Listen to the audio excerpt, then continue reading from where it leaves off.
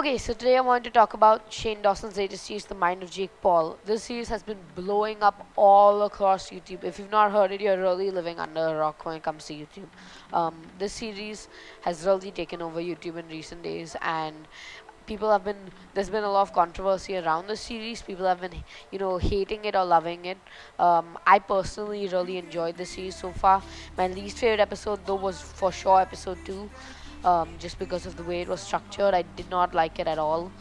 But this series has been interesting, and I've really been liking the fact that Shane Dawson has actually been keeping a more objective view on Jake Paul and not, trying to give him a redemption story basically, and making him feel like, yeah, this guy is an asshole, which he is, instead of this guy is good and he's not as bad as it is in the videos and all, which there's a little bit of, but I think he still is clear that he does not like Jake Paul as a person, and Jake Paul is not a good person, which he isn't, and it's pretty clear.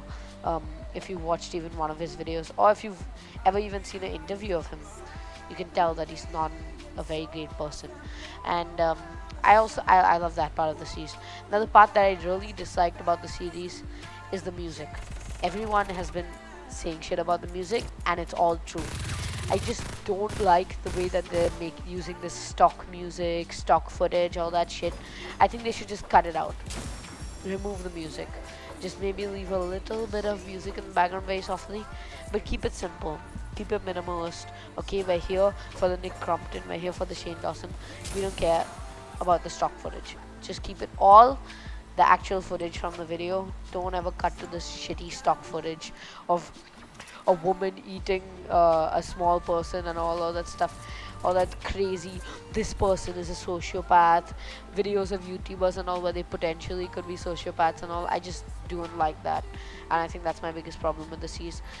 Everyone's been having that problem. Now there's something else I want to discuss, which Keemstar has been bringing up recently, which is the BetterHelp sponsorship, which they had on the series, and episode 2, and it's really shady. This BetterHelp company is apparently, the terms of service list that they're not responsible for the quality of the counseling and the counselors, and that and that they're not liable for anything that happens on the site. And then when you do a 7-day free trial, apparently they charge you $200 for it, which is really strange. I mean, I find that very uncomfortable, especially the fact that it's a therapy site and it's designed for people who, well, need therapy and are not in a good mental health situation, which is unfortunate at best. Now, the next part of this video I want to discuss is really just the YouTube community's response to this.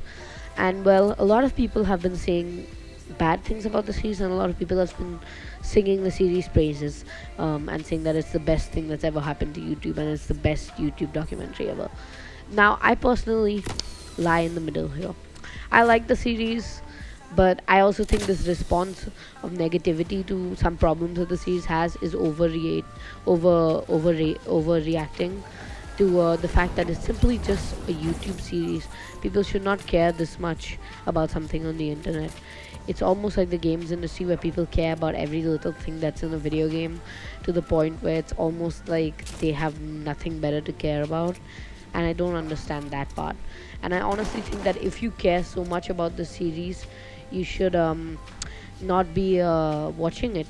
You should not be around the stuff, because if your heart is so attached to the internet that you get upset at every little controversy that happens, then you really need a break from the internet, because it's not healthy.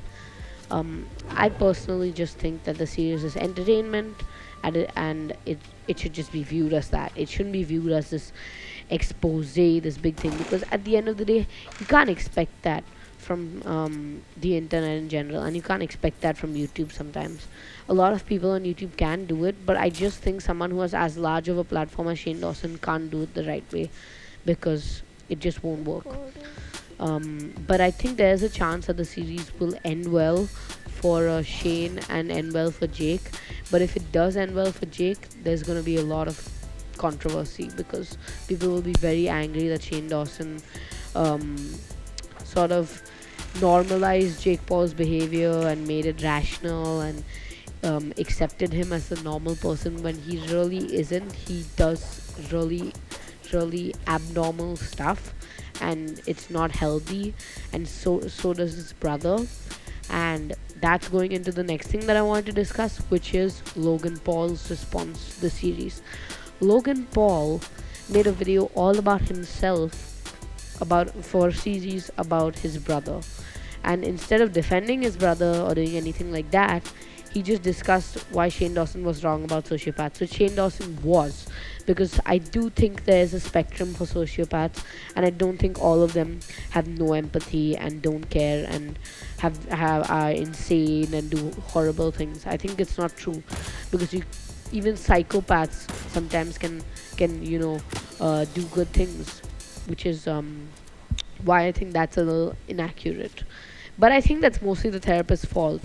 And I think it's very on purpose with that therapist, because she does not seem like someone who actually cares about telling the facts, right? I think she cares more about attention on the internet and manipulating her audience to make money off of them, and to further her career as whatever shit she's trying to do, which I really don't like. And I definitely recommend all of you who are watching this video to watch the podcasts by Keemstar on all of this stuff that's happening recently, because he explains it better than me, because he has insider information that I don't have.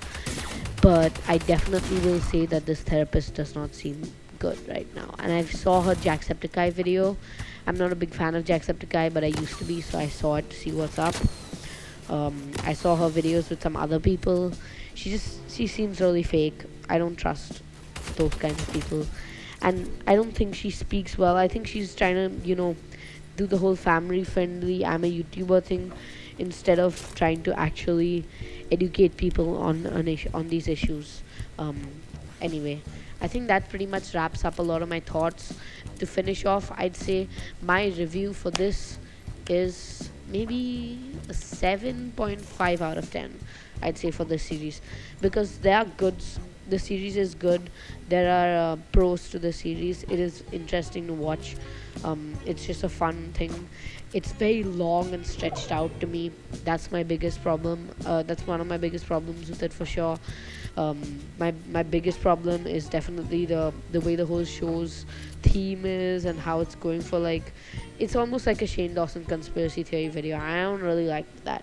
I love Shane's conspiracy theory videos, but I like them as conspiracy theories. But this is real life, and he can't be playing around as much with it as with the conspiracy theories. Anyway, thanks for watching. I guess I'll see you in a video that comes out soon. I don't know what footage I'm going to use for this. Bye.